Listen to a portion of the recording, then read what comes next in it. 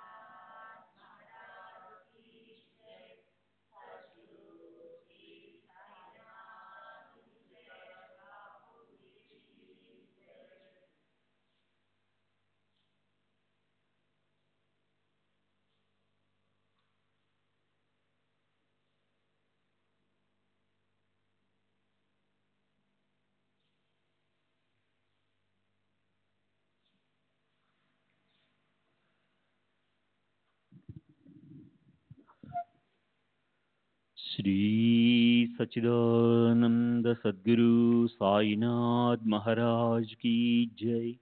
सद्गुरु श्री साईनाथ शरद बाबू जी की जय।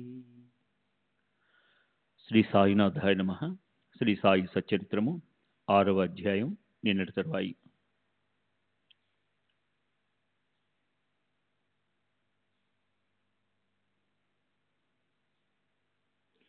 ఇలా సంభాషణ జరుగుతుండగా అక్కడికి కాకా మహాజని అకస్మాత్తుగా వచ్చి శుభశకనంలా షిరిడి ప్రసాదాన్ని విభూతిని పంచాడు. అప్పుడే షిరిడి నుండి వచ్చిన కాకా మహాజని క్షేమ సమాచారాలను తెలుసుకుని తన ఇంటికి వెళ్ళిపోయాడు. తరువాత దీక్షిత్ బువాతో ప్రేమగా బాబాను అడిగి తెలుసుకుని వారు సమ్మతిస్తే మీకు తప్పక కబురు పెడతాను. నా ఉత్తరం అందగానే మీరు షిరిడికి రండి. దారి ఖర్చులకు ఏం భయపడకండి. దానికోసం మీరేం కష్టపడకుండా నిశ్చింతగా ఉండండి అని చెప్పాడు. తరువాత దీక్షిత్ షిరిడి వెళ్ళాడు. బాబా అనుమతినిచ్చారు. బాలబు ఆ షిరిడికి వచ్చి మనసారా సాయిబాబా దర్శనం చేసుకున్నాడు. అలా సాయిబాబా రామనవమి ఉత్సవ వైభవాన్ని అందరి సమక్షంలో విశేషమైన ప్రేమతో బాలబువాచే చేయించారు. తన కోరిక ఫలించినందుకు బాలబువ సంతుష్టుడయ్యాడు. సాయిబాబా కూడా ప్రసన్నులయ్యారు. అందరి మనోభీష్టం నెరవేరింది. బువాకు 150 రూపాయల సంభావన కూడా ఇవ్వడానికి బాబా ఆజ్ఞ కాగా అతడు అపరిమిత ఆనందాన్ని పొందాడు. కవట్యాలో 5 సంవత్సరాలకు లభించే సంభావన బాబా ఒకే ఉత్సవంలో ఇస్తే మరి బువా ఎందుకు ఆనందించడు? బాబాకు ఎంతో కృతజ్ఞుడయ్యాడు. తర్వాత ఒకరోజు దాసగను షిరిడీకి రాగా ప్రతి సంవత్సరం రామనవమి ఉత్సవాన్ని జరిపించే బాధ్యతను బాబా అనుమతితో అతనికి అప్పగించారు. అప్పటి నుండి ఇప్పటి వరకు ఈ జన్మోత్సవం అతి వైభవంగా ఆర్భాటంగా జరుగుతుంది. పీకల వరకు తినేలా అన్న సంతర్పణ, పేద పిల్లలకు మహదానందం. సమాధి మందిరం యొక్క మహాద్వారం వద్ద మంగళవాద్యాలతో మేళతాళాలతో ఆనందంగా సాయి నామ ఘోష అంబరాన్ని తాగుతుంటుంది. గోపాలగుండుకు ఉత్సవం జరపాలని సంకల్పం కలిగినట్లే శిథిలమైన మసీదును అందంగా రూపొందించాలని స్ఫురించింది. మసీదుని తాను బాగుపరచాలని నిర్ధారించుకుని దానికే రాళ్లను సిద్ధపరిచాడు. కానీ ఆ జీర్ణోద్ధరణ యోగం అతని భాగ్యంలో లేదు కాబోలు. ఈ విశిష్టమైన కార్యం బాబా మనసుకు నచ్చినట్టుగా సిద్ధించింది. ఈ కార్యాన్ని నానా చందోర్కర్తో చేయించాలని, ఆ తర్వాత మసీదు నేలను కాకా దీక్ష ద్వారా మరమ్మతు చేయించాలని బాబా మనసులో ఉండి ఉంటుంది. అది అట్లాగే జరిగింది. బాబా ఆజ్ఞను అడిగి అందరూ అలసిపోయి మహల్తాపతిని మధ్యస్థం చేసుకోగా అప్పుడు బాబా తమ అనుమతినిచ్చారు. మసీదు నేలను ఒక రాత్రిలోనే బాగు చేశారు. ఆ మరునాడే బాబా గద్దెపై కూర్చున్నారు. క్రీస్తు శకం 1911 సంవత్సరంలో సభా మండపం తయారైంది. దానికోసం ప్రచండ ప్రయత్నం చేసి ఎంతో ప్రయాసపడ్డారు. అది అందరికీ వణుకు పుట్టించింది. ఇదే విధంగా భక్తులు శ్రమపడి ఆ పనిని ఒకే రాత్రిలో పూర్తి చేశారు. రాత్రి ప్రయాసతో స్తంభాలను పాతడం, వారిని బాబా ఉదయం ఊడబెరగడం, భక్తులు అదును చూసుకుని మరలా గట్టిగా పాతడం, ఈ విధంగా ఎంతో శ్రమపడ్డారు. అంతా నడుం బిగించి రాత్రిని పగలుగా మార్చి తమ కోరికను తీర్చుకోవడానికి చాలా కష్టాలను సహించారు. మొదట మసీదులో ఖాళీ స్థలం కొద్దిగానే ఉండేది. దీనిని యోగ్యమైన సభా మండపంలో తయారు చేయాలన్న సంకల్పం దీక్షిత్ కలిగింది. దానికి కావలసిన డబ్బు ఖర్చు చేసి ఇనుప దూలాలను తెప్పించి బాబా శయనించడానికి చావడికి వెళ్ళినప్పుడు ఈ కార్యాన్ని సాధించాడు. భక్తులు రాత్రిని పగలుగా చేసి కష్టపడి దూలాలను పాతడం, బాబా చావడి నుండి రాగానే వారిని ఊడదీయడం. ఒకసారి బాబా అత్యంత కోపంతో ఒక చేత్తో తాత్య మెడను పట్టుకుని రెండో చేత్తో ఒక స్తంభాన్ని కదిపి ఊడబెరకాలని చూశారు. స్తంభాన్ని బాగా కదిలించి వదులు చేశారు. తాత్య తలపైన పాగా లాగేసి పుల్లగీసి దానికి నిప్పంటించి కోపంగా గొంతులో పడేశారు. ఆ సమయంలో వారి కళ్ళు అగ్నిగోళాల వల్ల కనిపించేసరికి అందరి ధైర్యం సడలిపోయింది. వారి ముఖం వైపు ఎవరు చూడగలరు? వెంటనే బాబా తమ కఫ్ని జేబులో చేయి వేసి ₹1 బయటికి తీసి అది సుముహూర్తం అన్నట్లుగా అక్కడ దానిని కూడా నిక్షిప్తం చేశారు. తిట్లను శాపాలను వర్షంలా కురిపించారు. తాత్య కూడా మనసులో చాలా కలవరపడ్డాడు. ఆ వికట పరిస్థితి ఎలా జరిగిందా అని. జనులు భక్తులు ఆశ్చర్యపోయారు. ఈ రోజు ఎందుకు ఈ దుశ్శకునాలు? తాత్య పడిన కలిగిన ఈ బాధ ఎలా తొలగుతుంది? బాగోజీ షిండే ధైర్యం చేసి మెల్లమెల్లగా ముందుకు జరిగాడు. కానీ అతడు కూడా బాబా చేతికి చిక్కాడు. బాబా అతనిని తమ ఇష్టం వచ్చినట్లు బాగా గుద్దారు. మాధవరావు కూడా వారి చేతిలో పట్టుబడ్డాడు. అతడు కూడా ఇటుక దెబ్బల ప్రసాదాన్ని పొందాడు. మధ్యస్థంగా వెళ్లిన వారిని కూడా బాబా దెబ్బలతో అనుగ్రహించారు. బాబా ఎదురుబడి తాత్యాను ఎవరు విడిపించగలరని అనుకుంటుండగా బాబా కోపం సన్నగిల్లి శాంతించారు. వెంటనే అంగడి వారిని పిలిపించి జరియాంచు తలపాగాన్ని తెప్పించారు. దానిని తామే స్వయంగా తాత్యాను సన్మానించారా అన్నట్లు అతని తలకు కట్టారు. ఆ కోపానికి కారణం ఏమిటి? తాత్యాపై విరుచుకుపడడం, అరవడం ఎందుకు అని భక్తులు ఆశ్చర్యపోయారు. బాబాకు ఎందుకు కోపం వచ్చింది? క్షణంలోనే ప్రశ్నలు చిత్తులయ్యారు. దీనికి కారణం ఎవరికి ఏమీ తెలియలేదు. బాబా ఒకప్పుడు శాంత చిత్తులై ఉంటారు. కథలను కబుర్లను ప్రేమగా చెప్తారు. మరో నిమిషం ఏ కారణం లేకుండానే అకస్మాత్తుగా కోపోద్దీపుతారు. ఇట్టి బాబా విషయాలు ఒకటి చెప్తూనే మరొకటి గుర్తుకొస్తాయి. ఏది చెప్పాలి, ఏది మానాలి? పక్షపాతం తగదు కదా. నా ఇష్టాయిష్టాలు చూడడం తగదు. ఈ కథలను శ్రవణం చేయాలన్న శ్రోతల కోరికను తీర్చే కథలు సందర్భానుసారంగా ఉంటాయి. తరువాతి అధ్యాయంలో వృద్ధుల నోటి నుండి విన్న వారి గత చరితాలను శ్రవణం చేయండి. సాయిబాబా హిందువా లేక ముసల్మానా అన్న విషయాన్ని నాకు తోచిన విధంగా తెలియజేస్తాను. బాబా దక్షిణ నెపంతో డబ్బు తీసుకుని దేవాలయ జీర్ణోద్ధరణకై ఖర్చు చేయడం, దౌదీ పోది కండయోగంతో తమ శరీరాన్ని ఎంత కష్టపెట్టేవారు, పరుల కోసం ఎలా శ్రమ పడతారు, భక్తుల కష్టాలను ఎలా నివారిస్తారు అన్న వివరాలు తర్వాతి అధ్యాయంలో స్పష్టమవుతాయి. వీరిని విని శ్రోతలు సంతుష్టులవ్వండి. స్వస్తి శ్రీ సంతసజ్జన ప్రేరితము భక్త హేమాడ్బంధ విరచితమైన శ్రీ సాయి సమర్థ సచ్చరితంలో రామ జన్మోత్సవ కథా వివరణ అన్న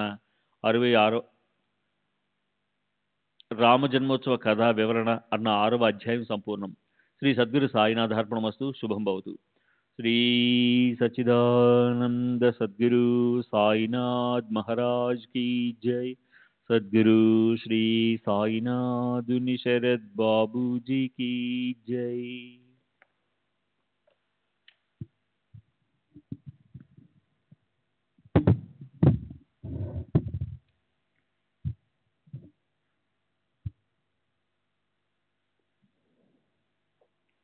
శ్రీ సాయి సచ్చరిత్ర 7వ అధ్యాయము. శ్రీ గణేశాయ నమః, శ్రీ సరస్వతాయ నమః, శ్రీ గురుభ్యో నమః, శ్రీ కులదేవతాయ నమః, శ్రీ సీతారామచంద్రోభ్యాయ నమః, శ్రీ సద్గురు సాయినాథాయ నమః. ఇప్పుడు పూర్వకథను గుర్తుకు తెచ్చుకుందాం. దేవాలయాలను బాగుపరచడంలో బాబాకు ఎంతో ప్రీతి. బాబా పరోపకార్యార్థం ఎలా శ్రమ పడేవారు, తమ భక్తులను ఎలా చూసుకునేవారు, భక్తుల కష్టాలను సహించడానికి తమ శరీరాన్ని ఎలా శ్రమ పెట్టేవారు, సమాధి, ఖండయోగము, దౌతి, పోది మొదలగు ప్రయోగాలను చేసేవారు. చేతులు, కాళ్ళు, శిరస్సును వేరుగా చేసి మళ్ళా వాణ్ణి పూర్వంలా కలిపేవారు. బాబాను హిందువు అనుకుంటే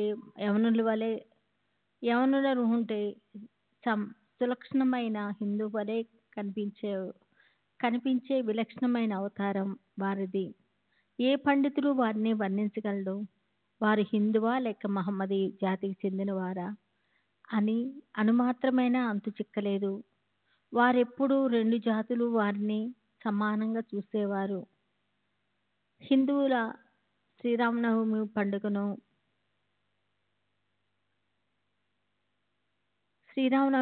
స్వయంగా జరిపించేవారు. సభామండపంలో మధ్య ఉయ్యాలను కట్టించి కథా సంకీర్తనను చేయించేవారు. తమ సమక్షంలో ఉయ్యాలు ఉండగా రామకీర్తన చేయించేవారు. అదే రాత్రి మహమ్మదీయులకు కూడా సందల్ అంటే చందనోత్సవం ఊరేగింపు అనుమతినిచ్చేవారు. చాలా మంది మహమ్మదీయులు చందన ఊరేగింపు ఉత్సవాన్ని వైభవంగా జరుపుకునేవారు. బాబా ఉభయ ఉత్సవాలను సంతోషంగా సమానంగా జరిపించేవారు. రామనవమి రోజున కుస్తీ పోటీలను పెట్టించేసి ఉత్సాహంగా కంకణాలను, తలపాగాలను, గుర్రాలను బహుమతిగా ప్రదానం చేసేవారు. గోకులాష్టమి పండుగ వస్తే గోపాల కాలోత్సవం జరిపించేవారు. అట్లే ముసల్మాన్ పండుగ వస్తే నమాజ్ చదవటానికి అడ్డు పెట్టేవారు కాదు. ఒకసారి మొహరం పండుగకి రాగా ముసల్మాన్లు కొందరు మసీద్కు వచ్చి ఒక తాబోదును చేయించి ఊర్లో ఊరేగించాలన్నారు. అట్లే బాబా ఆజ్ఞానుసారము తాబోలును తయారు చేసి 4 రోజులుంచి 5వ రోజున దాన్ని క్రిందికి దించేశారు. అయినా బాబా మనసుకు సంతోషం లేదు, దుఃఖము లేదు. బాబా ముసల్మాన్ అనుకుందామనుకుంటే వారి చెవులు కుట్టి ఉండేవి. హిందువు అని అనుకుందామంటే వాని సుంతి ప్రమాణం. అలా హిందువు కానీ ముసల్మాన్ కానీ భావన అవరోధం సాయిది. వారిని హిందూ అనుకుంటే సదా మసీదులో నివాసం, యవనులు అనుకుంటే మసీదులో అహర్నిశలు అగ్నిహోత్రము, మసీదులో విసరటము, మసీదులో ఘంటావాదన, శంఖ నివాదన, మసీదులో అహర్నిశలు అగ్నిహోత్రము, మసీదులో విసరటము, మసీదులో ఘంటావాదన, శంఖ వివాదనము, మసీదులో అగ్ని ఆహుతులు. ఇక వారు ముసల్మాన్ ఎలా అవుతారు? ఎల్లప్పుడూ మసీదులో భజనలు, ఆర్ఘ్యపాద్య పూజలు, అన్న సంతర్పణలు. ఇక వారు ముసల్మాన్ ఎలా అవుతారు? ముసల్మాన్ అనుకుంటే వారిని బ్రాహ్మణోత్తములు పూజ చేస్తారు. అగ్నిహోత్రులు అభిమానాన్ని విడిచి వారి చరణాలకు సాష్టాంగ పడతారు. అలా జనులు ఆశ్చర్యపోతారు. ప్రత్యక్షంగా అనుభవాలను పొందాలని వచ్చిన జనులు కూడా అట్లే ప్రవర్తిస్తారు. బాబా దర్శనంతో నోట మాట రాక మౌనం వహిస్తారు. ఎప్పుడు హరిచరణాల్లో ఉండేవారిని హిందువని, ముసల్మానని ఎలా అనగలం? సూత్రుడు కాని, అధిసూత్రుడు కాని, జాతి విహీనుడు కాని యోగ్యతను గుర్తించడానికి జాతి ఏమాత్రమూ ప్రమాణం కాదు. వారు జాతి భేదాలు లేక హిందువులనైనా, ముసల్మాన్లనైనా అన్ని వర్ణాలను సమానంగా చూస్తారు. వారికి ఆ శరీరాభిమానం లేదు. ఫకీర్లు బంతిలో కూర్చొని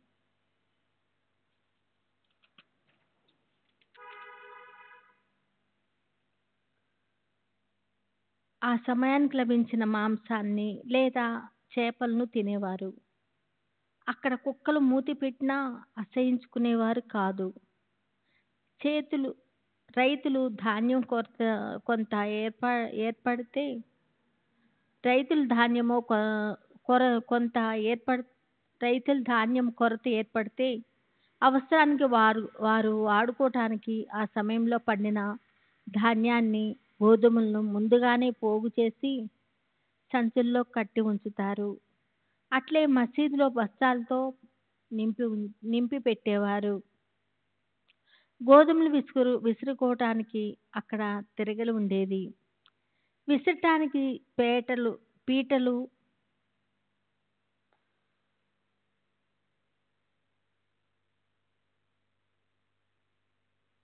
విసరటానికి తిరగటానికి చేటలు కూడా ఉండేవి. సంసారానికి అవసరమైన వాటికి ఏ కొరత లేదు. సభా మండపంలో శోభాయమానంగా అందమైన తులసి బృందావనం, అక్కడ లక్షణమైన ఒక చెక్క రథం ఉండేవి. ఏదో పుణ్య సంచితం వల్ల ఈ మంచి వస్తువులకు ఇక్కడ పరమేశ్వరునితో కలయిక ఏర్పడింది.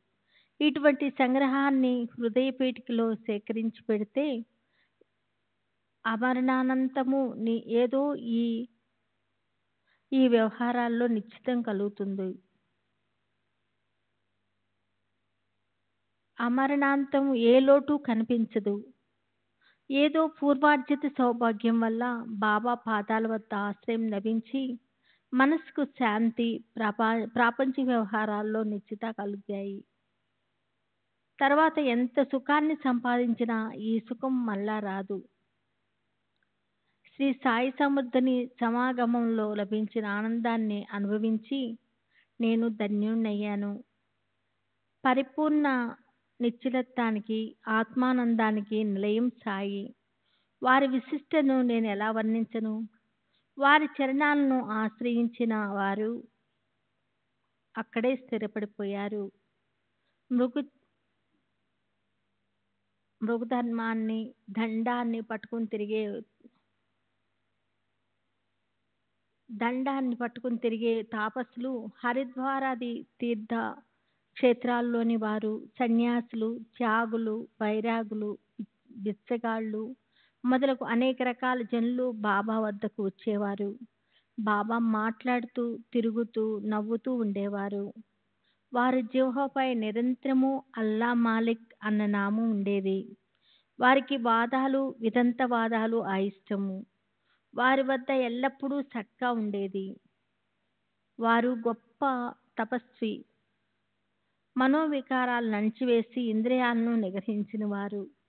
వారి వాక్కుల నుండి పూర్ణ వేదాంతము స్రవిస్తుంది. చివరకు వారి అంతు ఎవరికీ చిక్కలేదు. లక్ష్మీపుత్రునైనా, శ్రీమంతుడినైనా, భికారి వంటి పేదవాణ్ణైనా ఉభయులను ఒకే త్రాసులో తూచేవారు. ఎవరినైనా మంచి పనులు, చెడు పనులు, మనసులోని మర్మాలు వారికి తెలిసేవి.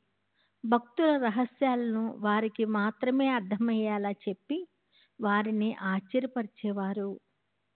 వారు జ్ఞాన భండారము. కానీ ఏమీ ఎరగనట్లుగా అజ్ఞాని వలె నటించేవారు. గౌరవాలు, సన్మానాలు వారికి అసహ్యము. ఇవి శ్రీ సాయి లక్షణాలు. వారు మానవ శరీరంలో ఉన్నా వారి పర్యా వారి చర్యలలో అపూర్వమైన దివ్యత్వం ఉండేవి. షిరిడీలోని ప్రత్యక్ష దైవం వీరే వీరే అని జనులందరూ భావించేవారు. బాబా చమత్కారాలను పామన్నైన నేను ఎంతని వర్ణించను. వారు షిరిడీలోని దేవతల ఆలయాలను చక్కగా పునరుద్ధరణ చేసేవారు. షిరిడీలోని గ్రామ దేవతలు భక్తుల వద్ద నుంచి దక్షిణ నెపంతో పుచ్చుకున్న డబ్బును కొంత ధర్మ కార్యాలకు వినియోగించి మిగతా డబ్బును తిరిగి భక్తులకు ఇచ్చేసేవారు. ప్రతిరోజు ఒకరికి 30, ఒకరికి 10, 15 లేక 50 తమకు తోచినట్లుగా సంతోషంగా పంచేవారు. అలా ధర్మంగా వచ్చిన డబ్బును పుచ్చుకున్నవారు దానిని సద్వినియోగం చేయాలని ఆరోగ్యవంతులు అనుకునేవారు. బాబా మనసులో కూడా ఆ అభిప్రాయం ఉండేది. సాయిబాబా దర్శనంతో అనేకులు ఆరోగ్యవంతులయ్యారు. అనేక మంది దుష్టులు శిష్టులయ్యారు. ఎంతో మంది కుష్ఠవ్యాధి నయమైంది. అనేకులు తమ అభిష్టాలను పొందారు. వారి చరణాలను ఆశ్రయించిన మాత్రాన అంజనం కానీ ఆకురసం కానీ వేయకుండానే అనేక మంది అంధులకు కళ్ళచూపు వచ్చింది. అనేక మంది కుంటివాళ్ళు కాళ్ళు బాగయ్యాయి. అమోఘమైన వారి మహిమ యొక్క అంతు ఎవరికీ దొరకదు. యాత్రికులు నలువైపుల నుండి అసంఖ్యాకంగా వారి వద్దకు రాసాగారు. బాబా దుని సమీపంలో మలమూత్రాలను విసర్జించేవారు. ఒకప్పుడు స్నానం చేసేవారు, మరొకప్పుడు స్నానం చేసేవారు కాదు. ఎప్పుడూ ధ్యాన నిమగ్నులై ఉండేవారు. మొదట్లో బాబా తలకు తెల్లటి పాగా కట్టుకొని, నడుముకు స్వచ్ఛమైన లుంగీని కట్టుకొని, శరీరం పైన జుబ్బా కానీ చొక్కా కానీ తొడుక్కునేవారు. మొదట్లో బాబా ఊరి వారికి వైద్యం చేసేవారు. మరలా పరీక్షించి మందులను ఇచ్చేవారు. వారి హస్తవాసి మంచిదన్న కీర్తితో వైద్యుడిగా ప్రసిద్ధి చెందారు. ఒకసారి ఓ భక్తునికి కళ్ళు బాగా వాచి 2 కనుగుడ్లు ఎర్రని గోళాల వలె అయ్యాయి. షిరిడీలో వైద్యులెవరూ దొరకలేదు. అమాయకుడైన ఆ భక్తుడు పాపం బాబాకు కళ్ళను చూపించాడు. బాబా వెంటనే జీడిగింజలను చితక్కొట్టి ముద్దలా చేశారు. కొందరు సురమాను పెడతారు, కొందరు ఆవుపాలతో కట్టు కడతారు, కొందరు చల్లని కర్పూర బిళ్ళ కానీ లేక అంజనం కానీ వేస్తారు. కానీ బాబా పద్ధతి వేరు. ఒక ముద్దను తమ చేతిలో తీసుకొని ఒక్కో కంట్లో బాగా నింపి బట్టతో కట్టారు. ఉదయం కళ్ళకు కట్టిన పట్టీని విప్పి కళ్ళపై నీళ్లు ధారగా పోశారు. కళ్ళ వాపంతా తగ్గిపోయి కళ్ళు శుభ్రమయ్యాయి.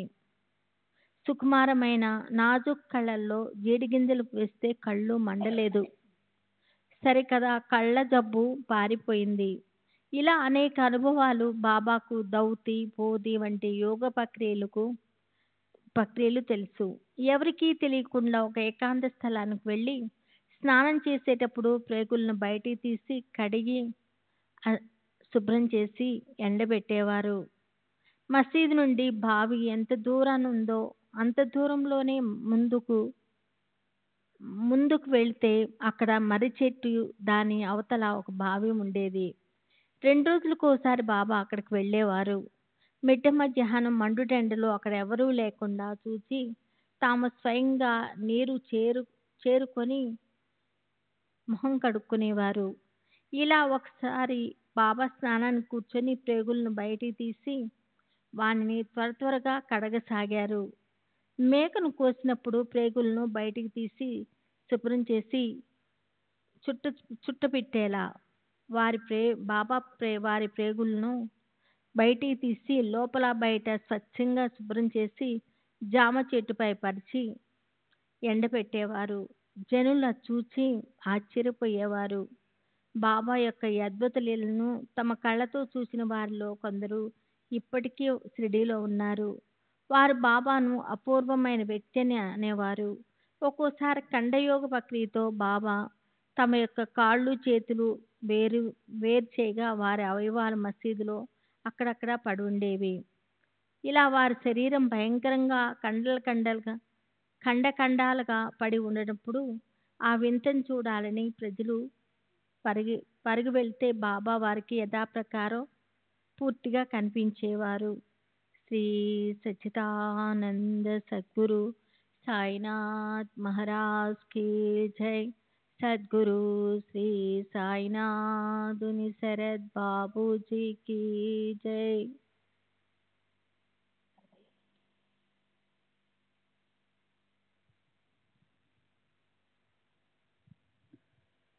శ్రీ సచ్చిదానంద సద్గురు సాయినాథ్ మహారాజ్ కీ జై. సద్గురు శ్రీ సాయినాథుని శరద్ బాబూజీ కీ జై. ఒకసారి బాబా అవయవాలను ముక్కలు ముక్కలుగా చూసిన వ్యక్తి బాబాను ఏ దుర్మార్గుడో అత్యాచారం చేసి హతమార్చాడు అని చాలా గాబరా పడ్డాడు. మసీదులో బాబా అవయవాలు వేరువేరుగా విడివిడిగా నలుదిక్కులా పడి ఉన్నాయి. అర్ధరాత్రి సమయం, వారి వద్ద ఎవరూ లేరే అని తనలో బాధపడ్డాడు. ఈ విషయాన్ని ఎవరితోనైనా చెప్తే తనకే ముప్పు అని తలచి వెళ్ళి బయట కూర్చున్నాడు. ఇది సాయి యొక్క యోగక్రియ అని అతను అసలు ఎరుగడు. చిన్నాభిన్నంగా పడి ఉన్న బాబా శరీరాన్ని చూచి అతని హృదయం దడదడలాడింది. ఎవరికైనా ఆ విషయాన్ని తెలియజేయాలని అతనికి చాలా అనిపించింది. కానీ మొదట ఈ కబూర్ తెలిసినందుకు తానే అపరాధి అని నిశ్చయం అవుతుంది అని అనేక రకాలుగా ఊహించి ఎవరికీ చెప్పలేదు. తెల్లవారుజామున మరలా వెళ్ళి చూచి విస్మితుడయ్యాడు. తను ముందు చూచినదంతా అదృశ్యమైపోయింది. బాబా క్షేమంగా తన స్థానంలో కూర్చొని ఉన్నారు. ఇది కల కాదు కదా అని ఆ వ్యక్తి విస్తుపోయాడు. ఈ ధౌతి పోతి యోగ ప్రక్రియలను బాబా బాల్యం నుండి ఆచరించేవారు. వారి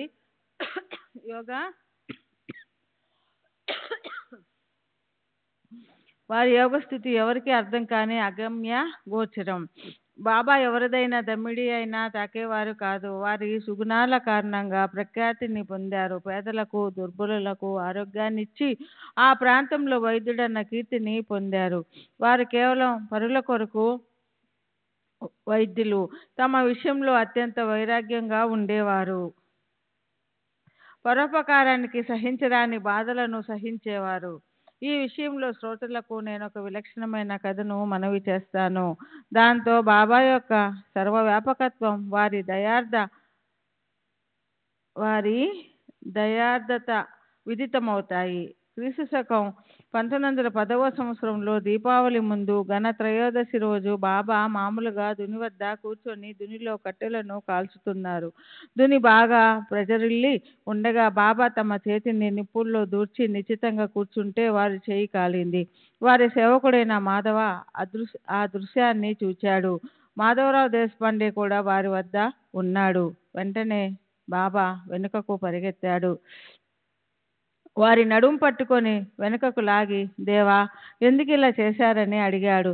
బాబా తేరుకొని ఒక పసిపాప తల్లి శంఖలో నుండి హఠాత్తుగా జారి కమ్మరివాణి కొలిమిలో పడింది.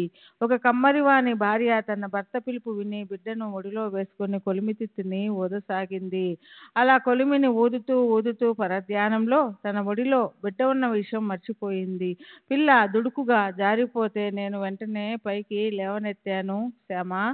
ఆ బిడ్డను బయటికి తీయబోతే ఇలా జరిగింది. ఈ చేయి కాలితే కాలని బిడ్డ ప్రాణం దక్కింది కదా అని అన్నారు. ఇక చేతి బాధను ఉపశమింప చేయడానికి ఏమిటి మార్గం అని ఆలోచించిన మాధవరావు నానా చందోర్కర్కు ఉత్తరం రాయాలని నిశ్చయించుకొని సవిస్తారంగా ఉత్తరం రాశాడు.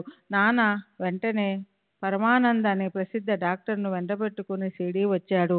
కాలిన గాయాన్ని తగ్గించడానికి డాక్టర్ను అవసరమైన అనేక రకాల ఔషధాలను తీసుకుని నాన్న సాయి చరణాల వద్దకు వచ్చాడు. బాబాకు పాదాభివందనం చేసి కుశల సమాచారాలను తెలుసుకొని తాను వచ్చిన పనిని తెలిపి బాబా యొక్క చేతిని చూపించమని ప్రార్థించాడు. చెయ్యి కాలినప్పటి నుండి బాగోజీ షిండే చేతికి నెయ్యి రాసి ప్రతిరోజు ఆకులు వేసి గట్టిగా కట్టు కట్టేవాడు. ఆ కట్టు విప్పి పరమానందకు చూపించి ఔషధోపచారాలను చేస్తే బాగా నయమవుతుందన్న కోరికతో నాన్న బాబాను ఎంతో ప్రార్థించాడు. కట్టు విప్పి చూడాలని పరమానంద్ కూడా ప్రయత్నం చేశాడు. కానీ బాబా ఇవాళ రేపు అంటూ నా వైద్యుడు అల్లా అని చెప్తూ తన చేతిని అసలు చూడనివ్వలేదు. వారికి ఏ బాధ లేదు. పరమానంద్ తెచ్చిన మందులకు సీడీ గాలి కూడా సోకలేదు. కానీ అతనికి సాయి సందర్శన భాగ్యం లభించింది. రోజు బాగోజీయే సేవ చేసేవాడు. బాగోజీయే చేతిని మర్దించేవాడు. దాంతో కాలిన చెయ్యి నయమై అందరికీ సంతోషం కలిగింది. ఈ విధంగా బాబా చేతి గాయం నయమైన తర్వాత కూడా ఏ కారణం చేతనో వారికి ఏ బాధ లేకపోయినా తెల్లవారగానే రోజు కట్టు విప్పే కార్యక్రమం వారి చేతికి ఏ నొప్పి లేకపోయినా నిష్కారణంగా నిత్యం వారి చేతికి నేతి మద్దన సేవ చేయడం బాబా సమాధి వరకు జరిగింది. బాగోజీ యొక్క ఈ సేవ ఉపచారం సాయి సిద్ధునకు అవసరమై ఉండలేదు. కానీ భక్తుల శ్రేయస్సుపై ప్రీతి గల బాబా బాగోజీకి నిత్యం ఆ సేవా భాగ్యాన్ని ప్రసాదించారు. పూర్వజన్మ మహాపాపం వలన బాగోజీకి కుష్ఠవ్యాధి బాధ ప్రాప్తించింది. అయినా అతని భాగ్యం విశేషం వలన సాయి సహవాసం లభించింది. బాబా లెండికి వెళ్ళేటప్పుడు బాగోజీ వారికి గొడుగు పట్టుకునేవాడు. శరీరంలోని పుండ్లు చీము రక్తంతో నిండి ఉన్న అతడు బాబా యొక్క పరిచారకులలో ప్రథముడు. ప్రతిరోజు ఉదయం బాబా దుని సమీపంలో స్తంభం వద్ద విశ్రామంగా కూర్చున్నప్పుడు బాగోజీ సేవకు హాజరయ్యేవాడు. బాబా కాళ్లకు చేతులకు ఉన్న కట్టులను విప్పి అక్కడి నరాలను నేతితో బాగా మర్దన సేవ చేసేవాడు. బాగోజీ షిండే పూర్వజన్మలో మహాపాపిష్టివాడు. అతని శరీరం అంతా మహావ్యాధి అయిన కుష్ఠరోగం వ్యాపించింది. అయినా అతడు బాబా భక్తులలో శ్రేష్ఠుడు. కుష్ఠు వ్యాధి వలన బాగోజీ వ్రేళ్లు పోయినాయి. అన్ని అవయవాలలో నుండి భరింపరాని చెడు వాసన వస్తూ ఉండేది. అతడు ఇలాంటి దౌర్భాగ్యంలో ఉన్నా కూడా ఉత్కృష్టమైన బాబా యొక్క సేవా భాగ్యాన్ని పొందాడు. బాబా యొక్క అగాధ లీలలు ఎన్నని వర్ణించను. ఒకసారి గ్రామంలో ప్లేగు వ్యాధి వ్యాపించింది. అప్పుడు జరిగిన చమత్కారాన్ని వినండి. దాదాసాహెబ్ కపర్డే కొడుకు తన తల్లితో పాటు సాయి వద్ద ఆనందంగా ఉన్నాడు. అసలే పసివాడు. శరీరం కాలిపోయేలా జ్వరం రాగా కన్నతల్లి హృదయం ద్రవించిపోయి అశాంతితో మనసు తల్లడిల్లింది. తన ఊరైన అమరావతికి వెళ్ళిపోవాలని తలచి ఆమె సాయంకాలం సమయం సాయి ఆజ్ఞ కోసం వచ్చింది. సాయంకాలం బయటికి వెళ్తూ బాబా వాడా సమీపానికి రాగా ఆమె వెళ్ళి బాబా పాదాలను పట్టుకొని వారితో విషయం చెప్పింది. స్త్రీలది అసలే కలవరపడే స్వభావం. పైగా కుర్రవానికి ప్లేగు జ్వరం తగ్గక ఆమె మరీ భయపడిపోయి బాబాకు మనవి చేసింది. ఆమెతో బాబా మృదువుగా పలుకుతూ, ఆకాశంలో మేఘాలు కమ్ముకున్నాయి. వర్షం పడి పంట పండుతుంది. మేఘాలు తొలగిపోతాయి. ఎందుకు భయపడతావు అని అంటూ తమ కఫ్నీని నడుం వరకు లేవనెత్తి నిగనిగలాడుతున్న బొబ్బలను అందరికీ చూపారు. కోడి గుడ్డంత ప్రమాణంలో నలువైపులా 4 గడ్డలున్నాయి. చూడు, మీ కష్టాలను నేనిలా అనుభవించాలి అని చెప్పారు. దివ్యము అలౌకికము అయిన ఈ లీలను చూచి ప్రజలు ఆశ్చర్యపోయారు. సత్పురుషులు భక్తుల కొరకు అనేక కష్టాలను ఎలా అనుభవిస్తారో కదా. మైనం కంటే మెత్తగా నవనీతం లాంటి మనసు గల బాబా ఏ లాభం లేకుండానే భక్తులను ప్రేమిస్తారు. భక్తులే వారి బంధువులు. ఒకసారి నానాసాహెబ్ చందోర్కరు నందూర్ బారు వదిలి పండరిపురం వెళ్ళడానికి బయలుదేరాడు. నానా పరమా భాగ్యశాలి. అతని అనన్య సేవ ఫలించింది. భూవైకుంఠ ప్రాప్తి కలిగి అతడు అక్కడ మమల్తాదారునిగా నియమింపబడ్డాడు. నందూర్ బార్లో ఉత్తరువు అందుకున్న వెంటనే వెళ్ళిపోవలసి ఉండినది. భగవంతుని దర్శించుకోవాలన్న కోరికతో గబగబా ప్రయాణానికి సిద్ధమయ్యాడు. షిరిడీయే ప్రథమ పండరిపురం కనుక సకుటుంబ సపరివారంగా షిరిడీకి వెళ్ళి బాబాకు నమస్కారం చేయాలన్న ఆలోచన కలిగింది. తాను షిరిడీ వస్తున్నట్టుగా ఉత్తరం వ్రాయలేదు, కబురు కూడా పంపలేదు. సామానంతా సర్దుకొని త్వరగా బండిలో కూర్చున్నాడు. ఇలా నానా బయలుదేరిన విషయం షిరిడీలో ఎవరికీ తెలియదు. కానీ సాయికి సర్వం తెలుసు. వారి కళ్ళు సర్వత్రా ఉన్నాయి. నానా నీమ్గాం ఊరి శివారుకు వచ్చేసరికి షిరిడీలో జరిగిన చమత్కారాన్ని వినండి. బాబా మహల్సాపతి సమేతంగా మసీదులో ఉన్నారు. అప్పా షిండే, కాశీరాం మొదలగు భక్తులు ముచ్చటించుకుంటూ కూర్చున్నారు. ఇంతలో పండరిపురం ద్వారాలు తెరుచుకున్నాయి. మనం నలుగురం కలిసి ఆనందంగా భజన చేద్దామని బాబా అన్నారు. పూర్ణ త్రికాల జ్ఞాని అయిన సాయి నానా గ్రామ శివారు వద్దకు వచ్చిన విషయం తెలుసుకొని భజన సంబరంలో పడ్డారు. పండర్పూర్లా జాయేఛా జాయేఛా, తిదెంచ్ మజలా రాహేంచా, తిదెంచ్ మజలా రాహేంచా, గర్తే మాధ్య రాయంచా. పండరిపురానికి వెళ్ళాలి వెళ్ళాలి, అక్కడే నేను ఉండాలి. అది మా ప్రభు గృహం. బాబా స్వయంగా భజన పాడుతూ ఉంటే అక్కడ కూర్చున్న భక్తులు వారిని అనుకరిస్తూ అంతా పండరినాథుని ప్రేమలో లీనమైపోయారు. ఇంతలో నానా కూడా వచ్చాడు. సకుటుంబంగా బాబా పాదాలకు వందనం చేశాడు. తమతో మహారాజు పండరిపురానికి వచ్చి నిశ్చింతగా ప్రశాంతంగా ఉండాలని నాన్న బాబాతో విన్నవించుకున్నాడు. నాన్న అలా అడిగే అవసరం లేకుండానే బాబా అప్పటికే పండరిపుర ప్రయాణానికి ఉత్సాహంగా భజన చేస్తున్నారని భక్తులు నానాకు తెలియజేశారు. నాన్న తనలో అత్యంత విస్మయాన్ని చెందాడు. బాబా లీలలను గని ఆశ్చర్యచకితుడయ్యాడు. గద్గుడై బాబా చరణాలపై శిరసు వంచాడు. అలా నానా చందోర్కర్ బాబాకు ప్రణమిల్లి వారి ఆశీర్వాదాన్ని, విభూతి ప్రసాదాన్ని, వారి సెలవును తీసుకొని పండరిపురానికి బయలుదేరాడు. ఇలాగే ఈ కథ చెప్పుకుంటూ పోతే గ్రంథం విస్తారమైపోతుంది. అందువల్ల ఇప్పుడు భక్తుల దుఃఖాలను తొలగించే విషయాలను త్వరగా ముగిస్తాను. ఈ అధ్యాయాన్ని ఇంతటితో సమాప్తి చేస్తాను. బాబా చరిత్రకు అంతమంటూ ఉందా? తరువాతి అధ్యాయంలో ఇతర కథలను నా శ్రేయస్సు కొరకు చెప్తాను. నా అన్న ఈ అహంభావాన్ని అణచి వేయాలనుకున్నా ఆగటం లేదు.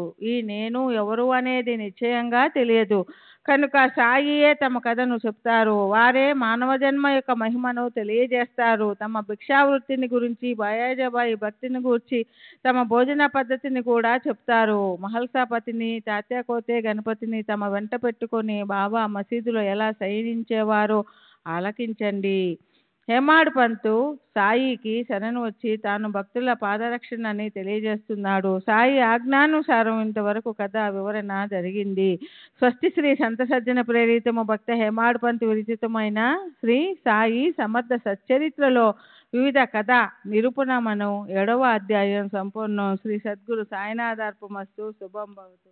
శ్రీ సచ్చిదానంద సద్గురు సాయినాథ్ మహారాజ్ की जय.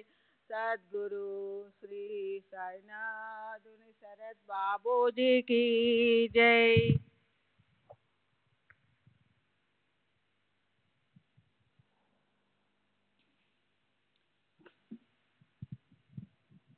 श्री सच्चिदानंद सद्गुरु साईनाथ महाराज की जय. सद्गुरु श्री साईनाथ शरद बाबूजी की जय. श्री साई सच्चरित 8వ అధ్యాయము. శ్రీ గణేశాయ నమః. శ్రీ సరస్వత్యై నమః. శ్రీ గురుభ్యో నమః. శ్రీ కులదేవతాయై నమః. శ్రీ సీతారామచంద్రాభ్యాం నమః. శ్రీ సద్గురు సాయినాథాయ నమః. గత అధ్యాయంలో సాయి హిందువా లేక యవనులా అన్న విషయం, బాబా నివాస స్థానమైన షిరిడి మహాభాగ్యం గురించి చెప్పబడింది. మొదట బాబా పనివానిగా ఉండి తరువాత పిచ్చి పకీరుగా మారడం, బంజరు భూమిలో అందమైన తోటను నిర్మించటం, అదే ప్రదేశంలో భవనం తయారవడం, బాబా యొక్క ధౌతి పోతి ఖండయోగ ప్రక్రియలను వర్ణించటమైనది. తమ శరీరానికి శ్రమ కలిగించి అపాయాలను సహించే భక్త రక్షకుడైన సాయినాథుని నేనేమని వర్ణించను? ఇప్పుడు మానవ జన్మ యొక్క ఘనత, సాయి యొక్క భిక్షావృత్తి వర్ణన, బాయిజాబాయి సాధుసేవ, బాబా భోజన పద్ధతిని గూర్చి, బాబా తాత్య మహల్సాపతి ఈ ముగ్గురు మసీదులో ఎలా సేవించేవారు, రహతాలోని కుశాల్ చంద్ గృహానికి సాయి సమర్థులు ఎలా వెళ్ళేవారు మొదలగు విషయాలు వినండి. ప్రతిరోజు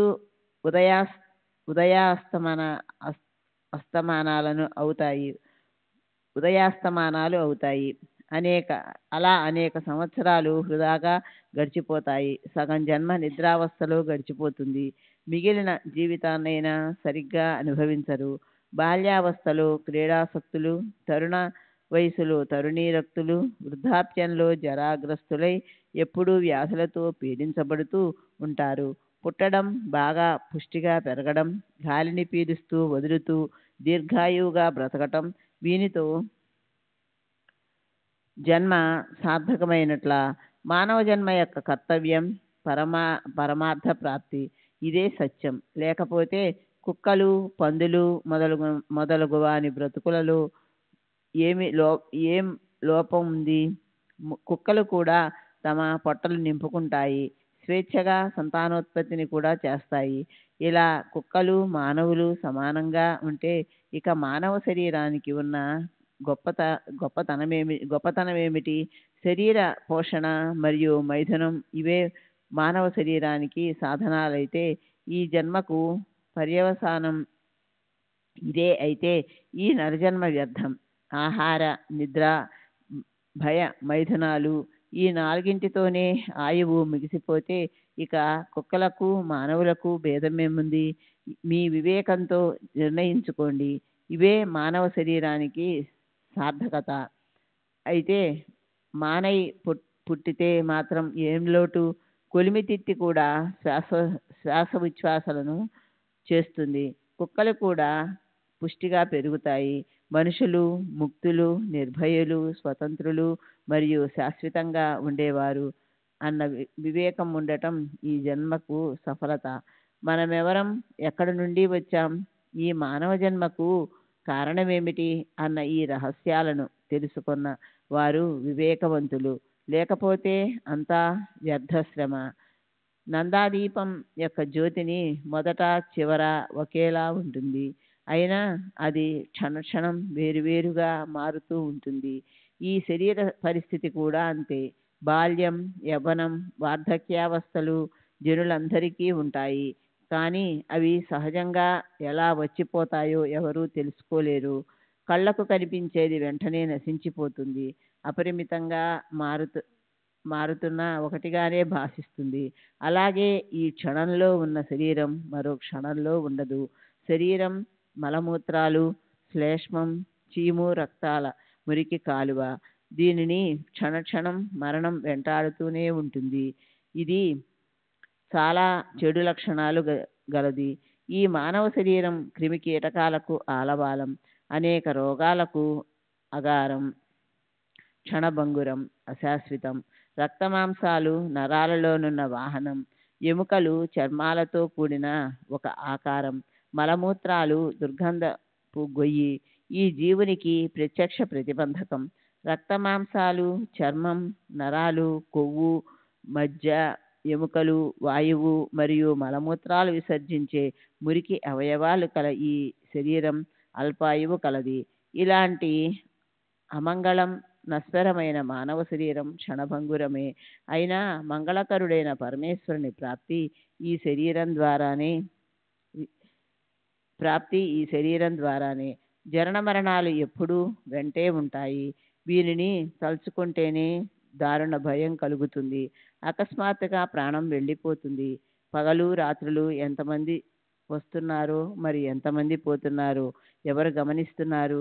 మార్కండేయుని వలె పూర్ణాయువుతో పుట్టిన వారికి కూడా కాలగతి తప్పదు. క్షణభంగురమైన ఇటువంటి మానవ శరీరంలో పుణ్యం సంపాదించి పెట్టే శ్లోకాలు, కథావార్తలు వినే సమయమే సార్థకమవుతుంది. మిగతా కాలం వ్యర్థం.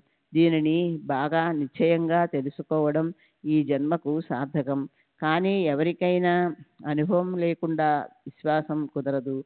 ఈ అనుభవానికి బాగా అభ్యాసం చేయాలి. అప్పుడు శాశ్వతమైన ఆనందాన్ని ఆశించే జీవుడు ఈ వైభవాన్ని సాధించగలడు. పరమేశ్వరుని అనుగ్రహంతో భార్యాబిడ్డలు, ధనం, వైభవం, సముద్రం చే చుట్టబడి ఉన్న భూమి సంప్రాప్తించిన మనసులో అసంతృప్తే ఉంటుంది. శాశ్వతమైన సుఖశాంతులను పొందాలనే ధ్యేయాన్ని మనసులో పెట్టుకొని సర్వభూతాంతరాత్మయైన భగవంతుణ్ణి ఉపాసించటమే పరమపద ప్రాప్తిదాయకం. ఈ మానవ శరీరం చర్మం, ఎముకలు, రక్త మాంసాలతో తయారైంది. ఇది పరమార్థం సంపాదించుకోవడానికి ప్రత్యక్ష ప్రతిబంధకం. దీనిపై మమకారాన్ని వేడాలి. దీనిని కేవలం ఒక నౌకరు వలె భావించండి. దీనిని నెత్తిన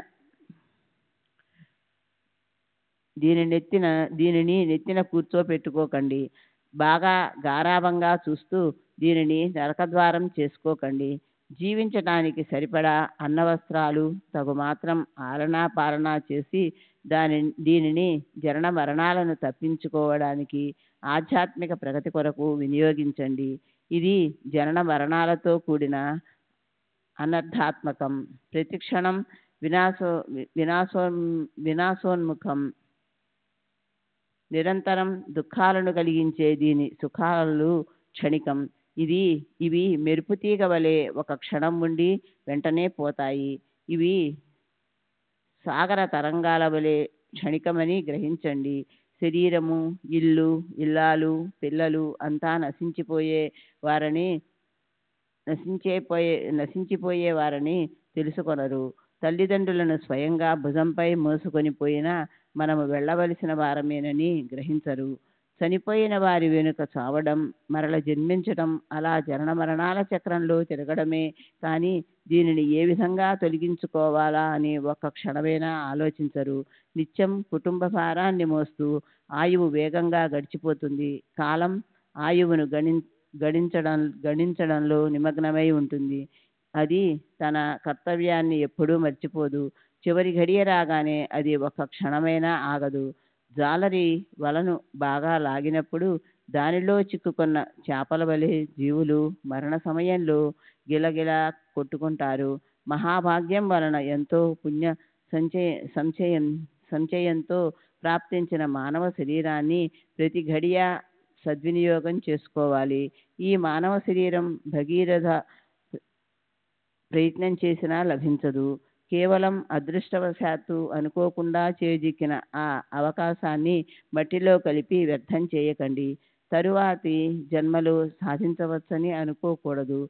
ఈ అవకాశం ఒకసారి చేయజారిపోయిందా ఇక అంతే. మరలా ఇదే తప్పక లభిస్తుందని నిశ్చయం లేదు. అలా అనుకున్న వారు మూర్ఖుడు. కొందరు పాపులు వారి వారి కర్మానుసారం శుక్ర బీజాలతో కలిసి యోని ద్వారా జన్మించే శరీరాలను పొందుతారు. అంతకంటే అధములు జంగమ వర్గాలలో జన్మిస్తారు. మరలా తమ కర్మానుసారం స్థావరులై జన్మిస్తారు. వారి వారి కర్మానుష్ఠానం జ్ఞానాన్ని బట్టి వారి శరీర గ్రహణమని శృతి ప్రమాణం. యథా ప్రజ్ఞం హి సంభవ అని శృతిమాత అత్యంత కరుణతో వచించింది. వారి వారి జ్ఞానాన్ని బట్టి జననం కూడా ఉంటుంది. పరమేశ్వరుని లీల అంతుపట్టనిది. దానిని సంపూర్ణంగా తెలుసుకోవడం అసత్యం. ఎవరైనా అంశమాత్రమైనా అది అవగాహన అయితే ఈ మానవ శరీరం ధన్యం. పరమ భాగ్యం వలన నరజన్మ లభిస్తుంది. మహాపుణ్య కారణంగా బ్రాహ్మణ వర్గంలో జన్మించటం, పరమేశ్వరుని అనుగ్రహం వలన సాయి చరణాల ప్రాప్తి, ఇవన్నీ చాలా అరుదైన లాభాలు. నానా రకాల జన్మలున్న మానవ జన్మ అన్నింటికంటే శ్రేష్టం. మనం ఎక్కడ నుంచి వచ్చాం, మనలను ఎవరు సృష్టించారు అని వివేకంతో ఆలోచించేది మానవులే. ఇతర యోనులలో జన్మించే ప్రాణులు దీనిని గ్రహించలేవు. అవి ఎలా పుడతాయో అలాగే చచ్చిపోతాయి. భూత భవిష్యత్ వర్తమానాల గతి గురించి కానీ ఈశ్వరుని గురించి కానీ అవి ఎరుగవు. అందువలన పరమేశ్వరుడు ఈ మానవ శరీరాన్ని సృష్టించి వివేక వైరాగ్యాలతో మానవుడు తనను ఆరాధిస్తాడని ఆనందించాడు. నశ్వరమైన శరీరాన్ని కలిగిన మానవుడు సాధనతో అవినాశి అయిన నారాయణుడు కాగలడు. ఈ సృష్టిలో మానవ శరీరానికి సమానమైన సాధనా సంపత్తి వేరొకటి లేదు. గారడీవాడు గొప్ప చతురుడు. అజ్ఞానుల ఎదుట తన ఆటలను ప్రదర్శించడు. తన కౌశలంలోని మర్మాలను గ్రహించగల ప్రేక్షకులను కోరుకుంటాడు. అట్లే పశుపక్షులు మొదలగు జీవజంతువులను, చెట్లను, చేమలను అపారంగా సృష్టించిన పరమేశ్వరునికి తన లీల నిస్సారమని అనిపించి నిరాశతో దుఃఖం కలిగింది. సూర్యచంద్రులు, తారలు నిండిన విస్తారమైన బ్రహ్మాండాన్ని నిర్మించిన గొప్ప కౌశలాన్ని ఎవరు కొంచెమైనా గ్రహించడం లేదు.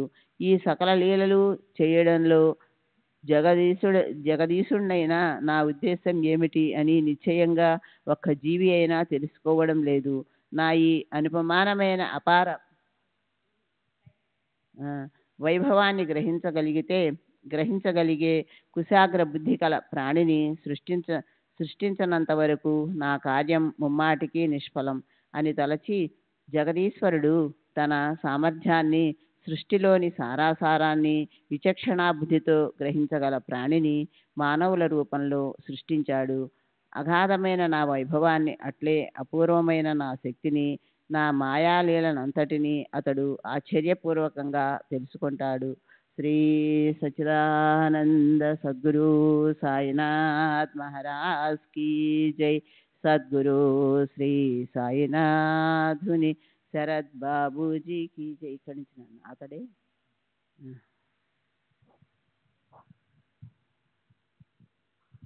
శ్రీ సచ్చిదానంద సద్గురు సాయినాథ్ మహారాజ్ కి జై. సద్గురు శ్రీ సాయినాథుని శరత్ బాబూజీకి జై. అతడే నన్ను అవలోకిస్తూ జ్ఞానాన్ని సంపాదిస్తాడు, నన్ను ధ్యానిస్తాడు, ఆశ్చర్యపడతాడు.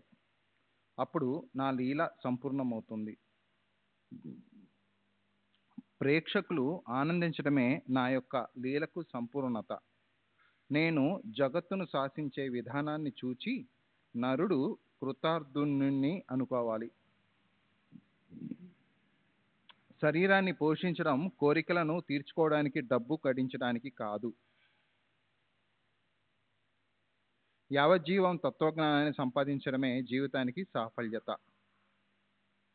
అభేద జ్ఞానమే తత్వం. ఉపనిషత్తులోని బ్రహ్మజ్ఞానం అదే. పరమాత్మ ఉపాసన అన్నా అదే. భక్తులు భగవంతుడు అన్నా అదే. గురువు బ్రహ్మ వేరు వేరు కాదన్న అభేద జ్ఞానం కలగడమే భక్తి. ఈ భక్తితో మాయను తరించడం సులభమని తెలుసుకోండి. యోగ్యులు, శ్రద్ధ కలిగిన పురుషులు జ్ఞాన వైరాగ్యాలను సంపాదించుకుంటారు. ఈ ఆత్మతత్వంలో లీనమైన భక్తులు భాగ్యవంతులు. అజ్ఞానం నిరసనం కాకుండా, ఆత్మస్వరూపాన్ని తెలుసుకోకుండా కృతార్థులమని అనుకోవడం ఒక విలక్షణమైన ప్రతిబంధకం. జ్ఞానం మరియు అజ్ఞానం ఈ రెండు అవిద్యలో పుట్టిన వికారాలు. ముళ్ళుతో ముళ్ళును తీసి రెంటిని పారవేసినట్లుగా జ్ఞానంతో అజ్ఞానాన్ని తొలగించి జ్ఞానాతీతులై నిర్మలమైన ఆత్మస్వరూపంలో స్థితులవ్వటమే నరజన్మ యొక్క పర్యవసానము. విషయ వాసనలచే చమురంతా అయిపోయి అజ్ఞానాంధకారపు బుగ్గి రాలిపోయి నేను నాది అనే వత్తి కాలిపోనంత వరకు జ్ఞానజ్యోతి తన ప్రభను ప్రకాశింపచేయదు. శరీరానికి సంబంధించిన పనులు అవి తప్పనిసరి అయినా కాకపోయినా అవన్నీ బుద్ధి సంకల్పించినవని తెలుసుకోవాలి.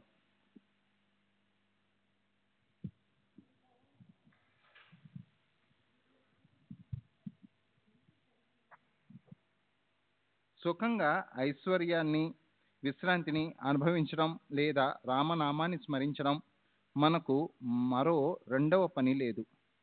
కనుక ఏ కోరికలు లేకుండా నిశ్చింతగా ఉండండి. శరీరం, ఇంద్రియాలు, మనస్సు, బుద్ధి ఇవన్నీ ఆత్మకు ఉపాధులు. అందువలననే స్వయంగా అనాది అభోక్త అయిన ఆత్మ భోక్తృత్వాన్ని ఆపాదించుకుంటుంది. ఆత్మ యొక్క భోక్తృత్వం ఔపాధికం. ఆత్మ స్వాభావికంగా స్వయంగా అనుభవించలేదు. ఈ విషయంలో న్యాయశాస్త్రం అన్వయ వ్యతిరేకలు ప్రమాణాలు. ఈ ఆత్మ రహస్యాన్ని తెలుసుకొని ప్రాప్తించిన కర్మలను బుద్ధికి అప్పచెప్పి దాని ద్వారా మనోధర్మాలను చేయిస్తూ స్వయంగా తాము ఏ పని చేయనట్టు ప్రవర్తించాలి. స్వధర్మాన్ని ఆచరిస్తూ ఎల్లప్పుడూ ఆత్మ నాత్మ చింతన చేస్తూ ఆత్మస్వరూపంలో ప్రశాంతంగా ఉండటమే మానవ జన్మ యొక్క పర్యవసానం. చతుర్విధ పురుషార్థాలను సాధించడానికి మానవ శరీరం కంటే వేరే సాధనం లేదు. అభ్యాస పరాయణుడైన నరుడే నారాయణ పదవిని పొందగలడు. అందువలన శరీరం పతనం కానంత వరకు ఆత్మజ్ఞానం కొరకు ప్రయత్నం చేయండి. ఈ మానవ జన్మను ఉపేక్షించి ఒక్క క్షణమైనా వృధా చేయకండి. సముద్రం యొక్క ఉప్పు నీరు మేఘునిలో పడగానే అవి అమృతంలా మధురమైనట్లు గురు చరణాలను ఆశ్రయించిన వారి దుఃఖాలు సుఖమయమవుతాయి. గురువు లేకుండా మానవ శరీరానికి సద్గతి ఏ విధంగా కలుగుతుంది? గురువు స్వయంగా తమ దగ్గరకు చేర్చుకున్నప్పుడు జడులైన జీవులు ఉద్ధరింపబడతారు. మంత్రం, తీర్థం, దేవుడు, ద్విజుడు, జ్యోతిషం మరియు వైద్యుడు వలనే ఏడవ వారు గురు మహారాజ్. వీరందరి యందు భక్తి విశ్వాసం ప్రధానం. వీరి యందు ఏ ప్రమాణంలో ఎంతటి భక్తి భావం ఉంటే ఆ ప్రమాణంలోని సిద్ధి ప్రాప్తి. భక్తి తీవ్రత ఎంతో ఎక్కువగానో తక్కువగానో ఉంటే సిద్ధి కూడా అట్లే అని తెలుసుకోండి. సత్పురుషులు బుద్ధులను ముముక్షువులను ముక్తులుగాను మార్చుతారు. అవ్యక్తమైన వీరు వ్యక్తమై పరోపకార్థం పనిచేస్తారు. వ్యాఖ్యలు, ప్రవచనాలు, పురాణాలు చేయలేని పనులు సత్పురుషులు ఆచరణ, ప్రవర్తన, వారి మౌన ఉపదేశాల ద్వారా సులభ సాధ్యమవుతాయి.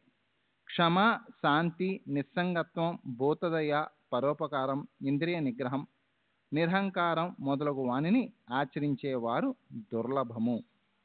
గ్రంథపఠనం ద్వారా లభించిన సుగుణాలు వానిని ఆచరించే వారిని చూస్తే సులభంగా లభిస్తాయి. అసంఖ్యాకమైన తారాగణం ఇవ్వలేని వెలుగును సూర్యుడు ఒక్కడే ఇవ్వగలుగుతాడు. అట్లే ఉదారులైన సత్పురుషులు తమ స్వాభావికమైన ఆచరణ ద్వారా అనేక జీవులను బంధ విముక్తులను చేసి అత్యంత ఆనందాన్ని ప్రసాదిస్తారు. సాయి మహాత్ములు ఈ కోవకు చెందినవారే. వారు ఐశ్వర్యవంతులు, గొప్ప శ్రీమంతులు అయిన ఫకీరుని వలె ఆచరించేవారు. ఎల్లప్పుడూ ఆత్మనిరుతులై ఉండేవారు. వారు అన్ని ప్రాణులను సమదృష్టితో చూచేవారు. నేను, నాది అన్న మాట వారికి లేదు. అన్ని ప్రాణులను దయతో చూచేవారు. అన్ని జీవులలోనూ భగవంతుణ్ణి చూచేవారు. వారికి సుఖాలలో ఆనందం లేదు, దుఃఖాలలో శోకము లేదు.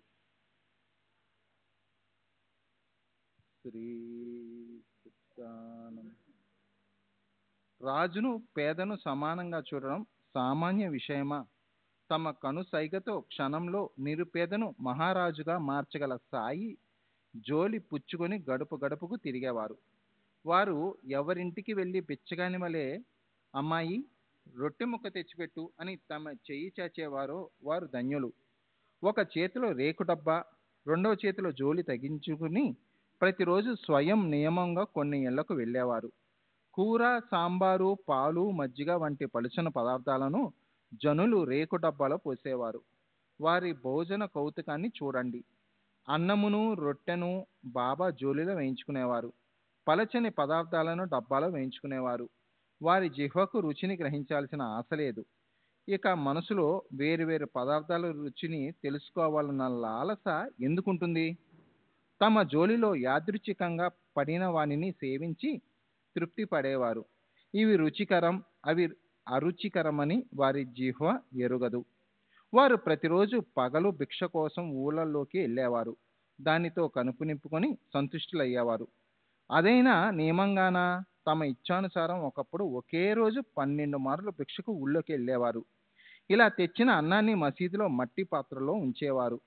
కాకులు కుక్కలు అందులోనే తింటున్నా ఎప్పుడూ వానిని తరిమేవారు కాదు.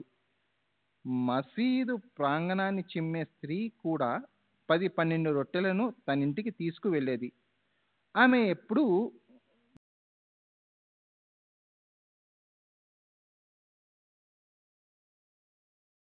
జై సద్గురు శ్రీ సాయినాథుని శరత్ బాబూజీకి జై.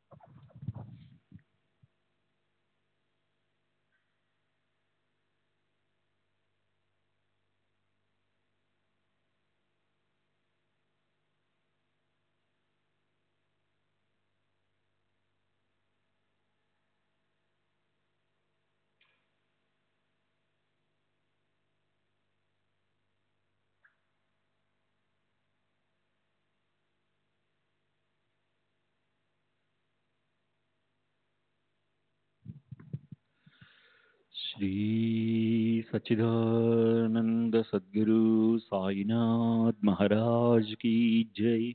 सद्गुरु श्री साईनाथ धुनि शरद बाबू जी की जय. साई रहम नजर करना, बच्चों का पालन करना. साई रहम नजर करना, बच्चों का पालन करना. जाना तुमने जगत पसार, सब ही झूठ जमाना. जाना तुमने जगत पसार, सब ही झूठ जमाना. साई रहम नजर करना, बच्चों का पालन करना. साई रहम नजर करना, बच्चों का पालन करना. मैं अंधा हूँ बंदा आपका, मुझसे पथ दिखलाना. मैं अंधा हूँ बंदा आपका, मुझसे पथ दिखलाना. साई रहम नजर करना, बच्चों का पालन करना. साई रहम नजर करना, बच्चों का पालन करना. दासगणों कहे अब क्या बोलूं, आई मेरी रसना. दासगणों कहे अब क्या बोलूं, थक गई मेरी रसना. साई रहम नजर करना, बच्चों का पालन करना. साई रहम नजर करना, बच्चों का पालन करना. रहमो नजर करो अब मोरे साई, तुम बिना नहीं मुझे माँ बाप भाई, रहमो नजर करो मैं अंधा हूँ बंदा तुम्हारा, मैं अंधा हूँ बंदा तुम्हारा, मैं ना जानू मैं ना जानू मैं ना जानू अल्लाह इलाही, रहमो नजर करो रहमो नजर करो अब मोरे साई, तुम बिना नहीं मुझे माँ बाप भाई, रहमो नजर करो काली जमाना मैंने गमाया, काली जमाना मैंने गमाया, साथी आखिर का साथी आखिर का साथी आखिर का, तुम बिना कोई, रहमो नजर करो रहमो नजर करो अब मोरे साई, तुम बिना नहीं मुझे माँ बाप भाई, रहमो नजर करो अपने मस्जिद का झाड़ू गणो है, अपने मस्जिद का झाड़ू गणो है, मालिक हमारे हमारे मालिक हमारे, तुम बाबा साई, रहमो नजर करो रहमो नजर करो अब मोरे साई, बाप बाई, रहमो नजर करो। श्री सच्चिदानंद सद्गुरु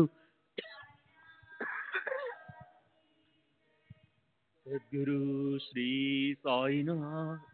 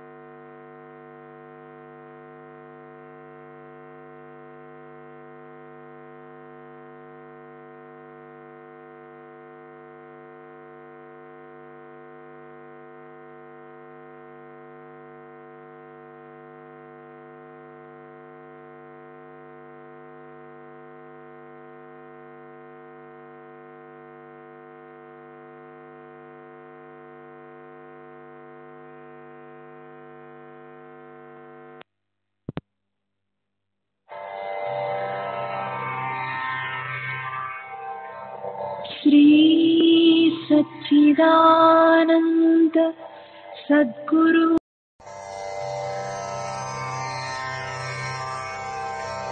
श्री सच्चिदानंद सद्गुरु साईनाथ महाराज की जय। सद्गुरु श्री साईनाथुनि